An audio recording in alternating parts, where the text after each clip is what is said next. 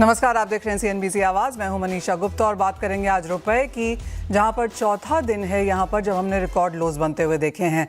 अगर हम लेके आए रुपए आपके लिए तो यहां पर हमने ऑलमोस्ट 96 के पार तो यहाँ पर इसे जाता हुआ देखा ही है, लेकिन 96.30 के भी स्तर हमने यहाँ पर इसको निकलते हुए देखे हैं। साथ ही बात करेंगे कच्चे तेल की, जहाँ पर और भी तेज़ी कायम है। तो ये एक्चुअली एक रिवर्स रिएक्शन है, जितना कच्चा तेल बढ़ता जा रहा है उतना रुपया गिरता जा रहा है, और इसी की एक चिंता यहाँ पर बाजार को है। इन सब पर यहाँ पर बात करने के लिए हमारे साथ हैं बैंक ऑफ बड़ौदा के chief economist Madan Sabnavis, energy expert Narendra Taneja, NSMC global securities से वंदना भारती।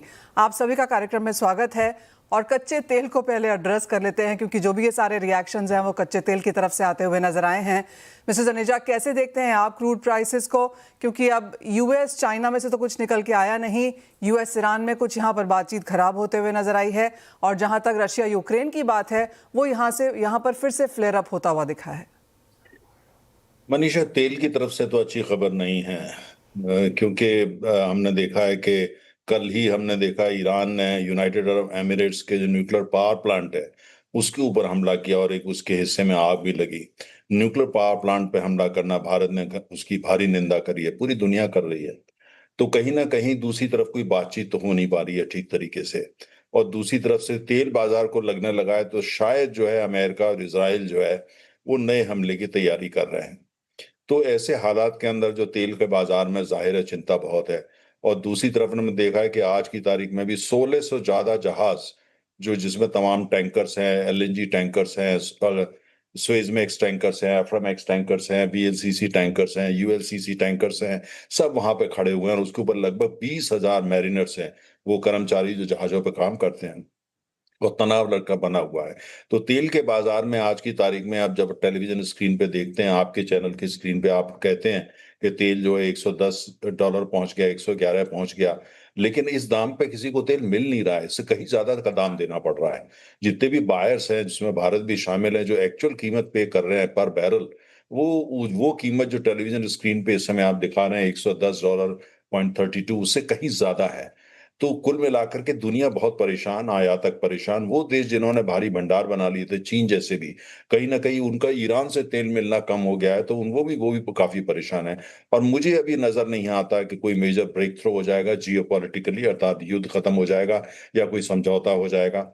और उसके बाद अगर ऐसा जब भी कुछ होता है तो जो उत्पादन बंद हो गया, लगभग 15% तेल जो है ग्लोबल सप्लाई सिस्टम से गायब है आज की तारीख में। कुछ लोगों का मानना है 17%, चलिए 15 मान लेते हैं। तो ऐसे हालात के अंदर डिमांड कहीं से कोई बड़ा डिस्ट्रक्शन नहीं हुआ है, इक्का दुक्का इधर उधर कुछ कम हुई है, लेकिन ज्यादा कम नहीं हो गई। तो ऐसे हालत में, और तेल की कीमत लगातार ऊपर है, आपको जैसा दिख रहा है, एक वो जैसे मैंने कहा एक स्क्रीन की कीमत है और एक जो कीमत कंपनियां पे करती हैं जब तेल खरीदती हैं वो ज्यादा है। तो ऐसे में जो तेल की स्थिति का जो होराइजन है, चाहे वो जियोपॉलिटिकल होराइजन है या ऑयल इकोनॉमिक्स का होराइजन है, दोनों बहुत पेसिमिस्टिक हैं और दोनों जो है भयावह हैं, उनको देख के डर लगता है। और उसमें अभी मैं बड़ी कोशिश कर रहा हूं कि मैं थोड़ा ऑप्टिमिस्ट हो जाऊं आपके शो पे, लेकिन हो नहीं पा रहा। तनुजा जी, अगर यहाँ पर एक कैलकुलेशन भी लगाएं तो ऑफ कोर्स 110 यहाँ पर स्क्रीन पे है, लेकिन इंडिया यहाँ पर 120 और 150 के बीच में लेता हुआ नजर आया है। इंडिया होप भी कर रहा था कि वो रशियन ऑयल में एक्सटेंशन मिले, जो फिलहाल नहीं आई है। नहीं, देखिए, पहली बात तो यह है कि जो इंडियन बास्केट है और वो काफी बढ़ चुकी है उसकी कीमत। और दूसरी तरफ यह है कि वही रशिया जो हमको एक समय में बड़ा डिस्काउंटेड ऑयल दे रहा था, अब नहीं मिल रहा वो डिस्काउंट आपको, क्योंकि रशिया से खरीदारों की लाइन लगी हुई है, तो वो आपको क्यों डिस्काउंट देगा। और जहां तक अर्थशास्त्र की बात होती है और तेल की बात होती है, पैसे की बातचीत होती है, तो दोस्ती की सीमा थोड़ा कम हो जाती है। तो दोस्ती अपनी तरफ लेके जब उनको अच्छे बायर मिल रहे हैं और लगातार मिल रहे हैं, चीन भी है उनमें शामिल है, अन्य देश भी हैं, तो जाहिर है वो उनको बेचेंगे। तो रशिया से जो आज हमको तेल खरीदना पड़ रहा है उसमें कोई डिस्काउंट वगैरह नहीं है, सिर्फ इतना है कि शायद हमको थोड़ा जल्दी उपलब्ध हो जाता है। और वरना आज जिन ज्योग्राफी से हम तेल लेके आ रहे हैं वो दूर दराज की ज्योग्राफीज हैं, अमेरिका हो गया, कनाडा हो गया, मैक्सिको हो गया, गुयाना हो गया, ब्राजील हो गया, नॉर्वे हो गया। वो ये सारे देश हैं जहां से जो जो आपका जो तेल लाने का जो समय है वो 1 महीने से लेकर के और 56 दिन के बीच का होता है।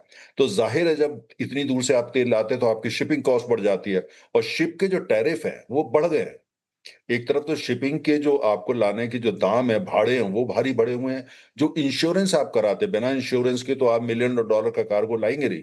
उनका जो दाम है, वो भी बहुत बढ़ा हुआ है। तो पहली बात, आप तेल की कीमत जो है वो 120, 125, 126, 128 डॉलर पर बैरल दे रहे हैं। ऊपर से आप शिपिंग कॉस्ट का ज़्यादा भाड़ा दे रहे हैं, ऊपर से इंश्योरेंस का आप ज़्यादा दे रहे हैं और दूसरी तरफ ये सब कुछ आपको इस तरीके से करना है जो बहुत ज़्यादा विस्फोटक उसका कवरेज ना हो, क्योंकि वो भी आपको अर्थशास्त्र खराब करेगा। दूसरी आपकी जो कंपनियाँ हैं, उनका अमेरिका तो है नहीं कि आप इमीडिएटली दाम को पास ऑन कर दें कंज्यूमर को, वो भी आप एकदम नहीं कर सकते, तो आपको वो भी मैनेज करना है। तो आपका जो आपकी फाइनेंशियल हेल्थ है कंपनीज़ की, चाहे वो पब्लिक सेक्टर हो या प्राइवेट सेक्टर हो, दोनों जो है काफ़ी चुनौती भरी है आज की तारीख में। और दूसरी तरफ ये है कि अगर ये युद्ध ऐसे ही चलता रहता है 2-1 महीना और 3 महीना और चलता है, या स्ट्रेट ऑफ हॉर्मुज़ नहीं खुलती है, या उसको पे की टोलिंग हो जाती है, जो ईरान ने कल से कहा है, वो टोलिंग करेंगे, टोल लगाएँगे उसपे। ऐसा कुछ शुरू होता है तो फिर तो तेल की कीमतें बढ़ने वाली हैं और सप्लाई डिस्रप्शन जो है, वो जो 15% तेल गायब हो चुका है, तो वो भी अभी नॉर्मलाइज़ हो जाए, ऐसा कुछ होराइज़न पे अभी मनीषा दिख नहीं रहा है। मैं बहुत अच्छे टेलीस्कोप लगा के देख रहा हूँ, पर मुझे कुछ नज़र नहीं। ऑल राइट, टेलीस्कोप अब थोड़ा सा यहाँ पर मिस्टर सबनविस को भी पास ऑन करते हैं। जिस तरह से कच्चे तेल की सेंस है यहाँ पर बनती हुई, और जैसे मिस्टर तनेजा कह रहे हैं कि आसपास कोई ऐसा पॉजिटिव फैक्टर निकल के फिलहाल यहाँ पर नहीं आ रहा है, और जिस तरह से रुपए में गिरावट देखने को मिली है जो कि काफ़ी भारी है, इमर्जिंग मार्केट्स में हम वर्स्ट परफॉर्मिंग करेंसी हैं, यहाँ से आपको क्या लगता है अगर क्रूड ऐसे रहता है तो रुपये क्या रिएक्शन लेगा? नहीं, हमने देखा है कि there is a direct relation between crude price and currency. जैसे कि ये 100-110 के बीच में था, द रुपी वाज बिटवीन 95-96। अब हम देख रहे हैं कि इट्स क्रॉस द 110। ऐसा लगता है कि it can go up to 120 now. That's a time when we also think that the rupee is depreciating. और बीच में ये एक्सपेक्टेशन हमेशा रहता है कि अगर रिजर्व बैंक ऑफ इंडिया अभी इंटरवीन करेंगे या नहीं। लेकिन हमने देखा है कि पिछले 1 साल में amount of intervention by Reserve Bank of India has also been limited. पहले ऐसा था कि वो बोलते थे कि this is a war chest which has to be used to defend the currency. लेकिन अभी ऐसा लगता है कि जब तक ज्यादा स्पेकुलेशन नहीं है, ज्यादा वॉलेटिलिटी नहीं है, आरबीआई का जो भी इंटरवेंशन है that is very much limited. और वो भी हम देखते हैं कि when we are nearing 95, when we are nearing 96, अगर हम देखेंगे कि सडन करेक्शन होता है, then it can be assumed that the RBI is intervening, अगर स्पॉट होगा या फॉरवर्ड या एनडीएफ मार्केट में। लेकिन एक बार हम क्रॉस करते हैं और 1-2 दिन के लिए रहता है, then I think it's testing the next level. अभी 97 को टेस्ट करेंगे। So I think this uncertainty will continue. जैसे कि हम कह नहीं सकते हैं कि what will be the price of crude, the same thing holds directly for the rupee. और डबल वैमी जो हमें मिल रहा है ये है कि एफपीआई जो है वो विड्रॉयल मोड में है। What were the reasons are, हम देख रहे हैं कि रोज equity markets say there is more sales than purchases, net outflow hai. That is something which is also affecting the currency. So as a situation will continue living. और अगर आप मुझे बोलेंगे कि what is the forecast for the currency, honestly it's very difficult, क्योंकि हम देख रहे हैं कि 1 रुपी तक हम टेस्ट करते रहेंगे। अभी लगता है कि 96-97 के बीच में होगा। Once we cross 97 it will be 97-98. For a long time I thought 94.5 to 95.5 was a fair enough rate. अभी हम ये भी फैक्टर देख रहे हैं कि the dollar is being strengthening. जब डॉलर इंडेक्स स्ट्रेंथन होता है, automatically is the case of the rupee also depreciating. सब करेंसीज डिप्रिशिएट कर रहे हैं, लेकिन जैसे आपने बोला कि India is the rupee is declining more than the other currencies, so all these factors are combining to push it down. Mr Abnoos, जैसे आपने कहा, I don't want to put you in a corner here, लेकिन of course अब जिस तरह से यहाँ पर सभी की रिपोर्ट्स आने लगी हैं कि 98 पॉसिबल है, 100 की बात भी यहाँ पर लोग कर रहे हैं। अगर हम 100 तक रुपए को जाता हुआ देखते हैं तो कितना वर्स्ट सिनेरियो, और वर्स्ट केस सिनेरियो आप यहाँ पर क्या फैक्टर इन कर रहे हैं फिर? वर्स्ट केस सिनेरियो यही होगा कि अगर क्रूड ऑयल अगर 140-150 तक जाएगा, that's the time when I think we will actually be looking at currency rate of 100 rupees per dollar. जब तक वो नहीं होता है, अगर कोई, क्योंकि हम देख रहे हैं कि आज ये every day it's a matter of, जहाँ पे भी नेगोशिएशन है, जो भी टॉक हो रहा है, जो भी यूएस प्रेसिडेंट बोल रहे हैं, जो भी ईरान बोल रहे हैं, I think that makes a big difference. जब भी ऐसा लगता है कि सीज फायर होगा, शायद कुछ कॉम्प्रोमाइज होगा दोनों नेशंस में, we see that the price of crude oil comes down. जैसे हमने देखा कि 100 से कम भी गया था, लेकिन once for the last fortnight और so we are above 100, we are seeing the rupee depreciate. So it's going to be moving around that way. I think it's very, very hard for one to say whether we're going to reach 100 or not. But हमारा analysis जो दिखता है कि if we cross that 140 mark, then that's when we'll be looking at 100. क्योंकि जो FPS जो हो रहा है, that continues to be negative. पर जो वॉल्यूम्स हम देख रहे हैं कि 100-200 million dollars per day, that's not changing much. Mr Sabnavis, अगर हम इन्फ्लेशन की फिगर देखें तो इंडियन इन्फ्लेशन तो ऑन द हायर साइड आया ही है, लेकिन वर्ल्ड अराउंड आज जापान का इन्फ्लेशन डेटा आया, वो भी ऑन द हायर साइड है। पिछले कुछ दिनों में हमने यूएस का, चाइना का, ऑस्ट्रेलिया का इन्फ्लेशन डेटा आता हुआ देखा। सभी तरफ यहाँ पर बढ़त देखने को मिली है। इज इट सेफ टू से, एंड अब तो काफ़ी लोग कहने भी लगे हैं कि रेट साइकिल यहाँ पर चेंज है, रेट बढ़ने की यहाँ पर एक्सपेक्टेशंस हैं? बिल्कुल, there's no question of any more rate cuts. I think the cycle is over. और जैसे बॉन्ड यील्ड्स अगर हम देखेंगे, that's a very good reflection of the overall sentiment. तो अगर हम देखेंगे, the 10-year bond is now over 7.1, 7.2. I think that's what it went to today.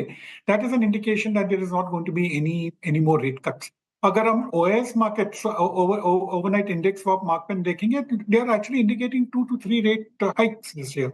2 to 3 नहीं होगा, लेकिन जरूर ऐसा है कि 1 rate hike is what we are looking at the financial year. Mister Taneja, अगर हम इसी तरह से कच्चे तेल में गिरावट देखते रहे और जैसे मिस्टर सबनविस कह रहे हैं 140 गया तो रुपया सामने 100 आएगा, 140 तो जब जाएगा, लेकिन जिस तरह से हमने एक फ्यूल हाइक यहाँ पर अब इंडियन मार्केट्स में होते हुए देखी है, वो अक्रॉस बोर्ड रही है, गैस के लिए, पेट्रोल के लिए, डीजल के लिए 3 रुपए की, साथ में रुपया उसी हिसाब से यहाँ पर गिरा भी है। किस तरह की फ्यूल हाइक्स अब हम यहाँ पर फैक्टर इन कर रहे हैं?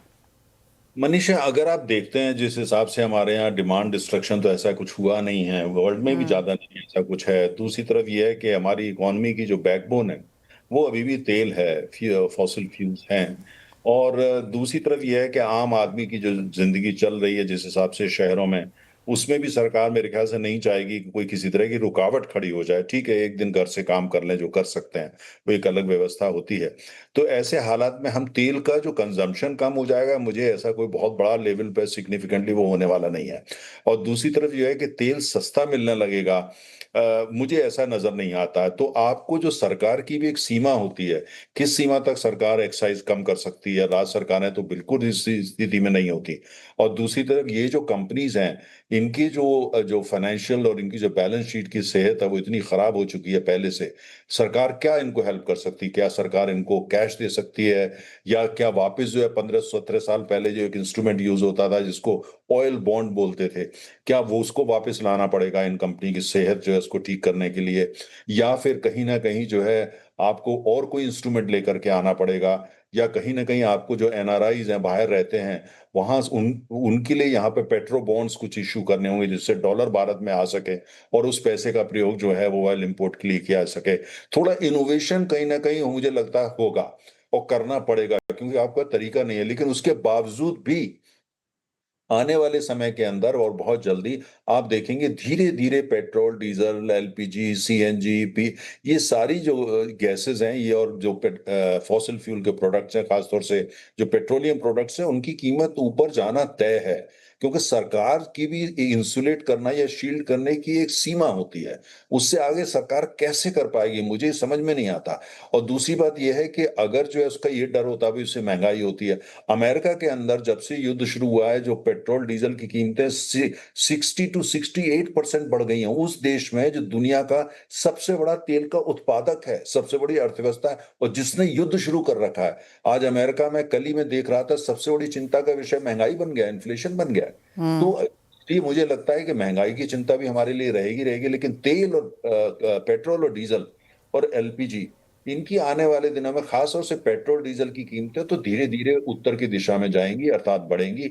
मुझे नहीं लगता कि एक सीमा के आगे सरकार या तो रोक पाएगी, या सरकार का इतना सामर्थ्य होगा, या इन कंपनियों का इतना सामर्थ्य होगा। लगता नहीं है ऐसा। एंड मिस्टर सबनविस, और यही एक चिंता नहीं है, जिस तरह से हम एल निनो देख रहे हैं, फर्टिलाइजर के प्राइसेस हायर देख रहे हैं, एग्रीकल्चर को लेकर भी अच्छी खासी यहाँ पर कंसर्न्स बनती हुई नजर आ रही हैं, जो कि इम्पैक्ट करेंगी मार्केट्स को। एब्सोल्युटली, जैसे कि दोनों स्काईमेट और IMD both of them have forecast subnormal monsoon. वैसे तो जो इनिशियल फोरकास्ट होता है it's not necessary that will work out, लेकिन जो भी इंडिकेशंस है ऐसा लगता है कि El Nino second half of monsoon में हम दिखाई देगा, व्हिच मींस जो भी मॉनसून में जो भी कमती होगा वो दिखाई देगा। Now the important thing is that जहाँ पे भी जब भी हम देखते हैं कि सबनॉर्मल मॉनसून है, ये इंटीरियर भारत में होता है जहाँ पे टिपिकली ऑयल सीड्स और पल्सेस उगाते हैं। This really means that जो भी price sensitive commodities है, these are the ones that are likely to be affected on account of subnormal monsoon. तो जो फूड इन्फ्लेशन है, even though the government protect कर रहे हैं जैसे कि फर्टिलाइजर सब्सिडी से, they will be able to make sure that fertilizer prices don't go up और उनका fiscal deficit में problem होगा. लेकिन overall production in terms of pulses and oil seeds वो vulnerable रहेगा. इसका मतलब ये है कि एक तो fuel inflation हो रहा है, दूसरी तरफ से food products के भी primary commodities में भी inflation हो सकता है अगर monsoon normal नहीं होता. Point taken. बहुत शुक्रिया मिस्टर सबनविस एंड मिस्टर तनेजा, आप दोनों का ही साथ जोड़ने के लिए. ऑफ कोर्स चिंताजनक स्थिति तो यहाँ पर बनी हुई है क्योंकि कोई भी रेजोल्यूशन यहाँ पर सामने नहीं है. कच्चा तेल यहाँ पर 111 के आसपास है और जैसे कहा गया कि जो भारत जिस लेवल पे ले रहा है वो उससे काफ़ी ज़्यादा हाई है. इन्फ्लेशन की चिंता यहाँ पर बढ़ती हुई नजर आई है. आरबीआई इंटरवेंशन लिमिटेड है और रुपया यहाँ पर और गिरता जाएगा अगर कच्चे तेल के भावों में इसी तरह से बढ़त यहाँ पर आती रहेगी. लेकिन यही वक्त है एक ब्रेक का भी. लौटेंगे तो हमारे साथ वंदना भारती हैं, वो near term longer term strategies हमें बताएंगी कि इस मूवमेंट से यहाँ पर किस तरह से उभरा जाए और आप अपने आप को कैसे हेज कर सकते हैं. इस ब्रेक के बाद सिक्योरिटी से वंदना भारती हैं. वंदना नमस्कार. आपने वो पूरा का पूरा डिस्कशन सुना जहां पर चीज़ें काफ़ी ग्लूमी नज़र आती हैं, लेकिन अगर लेवल्स और स्ट्रैटेजीज की बात की जाए जहां तक कच्चा तेल और रुपया है, आपकी क्या सेंस है, क्या करने की राय देंगी? जी मनीषा, बहुत कंसर्न है यहाँ पे मार्केट में और जिस तरीके से रुपया यहाँ पे है, हमने 89 से यहाँ पे 96 आता हुआ देखा है. मुझे लग रहा है कि कच्चा तेल भी अपने मार्केट पे बाकी कमोडिटीज की तरह एक प्रीमियम पे ट्रेड करता हुआ नजर आएगा.